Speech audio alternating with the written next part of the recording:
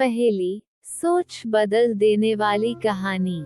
एक बार राजा अकबर ने एक बहुत ही सुंदर महल बनवाया और उसके गेट पर एक गणित की पहेली लिख दी।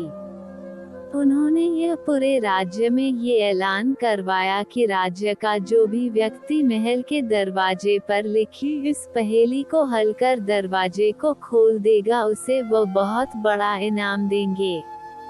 राजा का ऐलान सुनकर पूरे राज्य और अन्य राज्यों से भी ज्ञानी, विद्वान और गणितज्ञ इनाम पाने के लिए उस नए बने महल के पास आते और उस दरवाजे पर लिखी उस पहेली को जी जान से सुलझाने की कोशिश करते।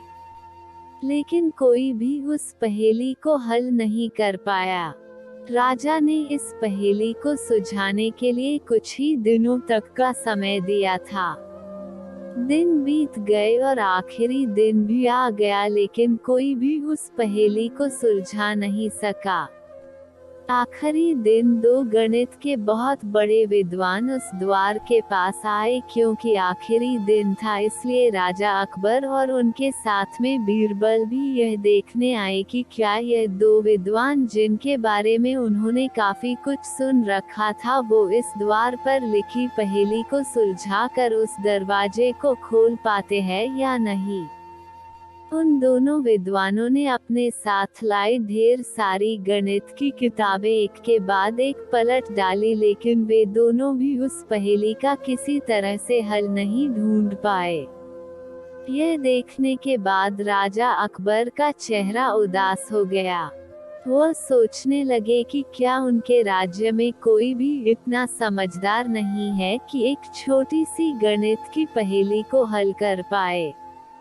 अकबर के पास में खड़े बीरबल ने उनके चेहरे से उनकी परिस्थिति भांप ली।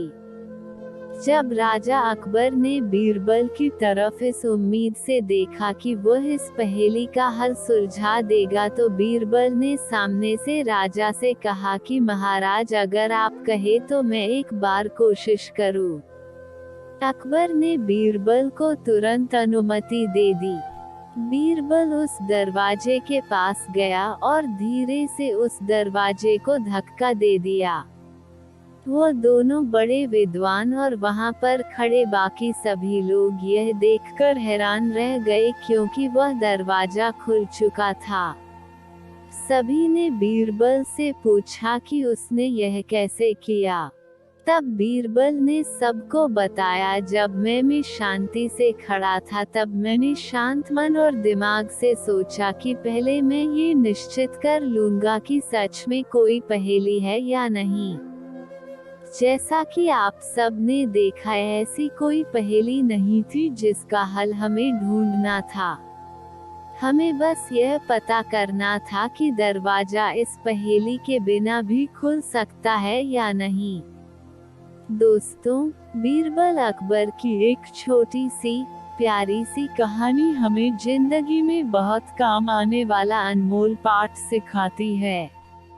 अक्सर हम ऐसी समस्याओं को बहुत बड़ी बना लेते हैं जो वास्तव में समस्या होती ही नहीं है। बस हमारे दिमाग में आए कुछ फालतू के विचार होते हैं जिनके बारे में ज्यादा सोच कर हम परेशान होते रहते हैं।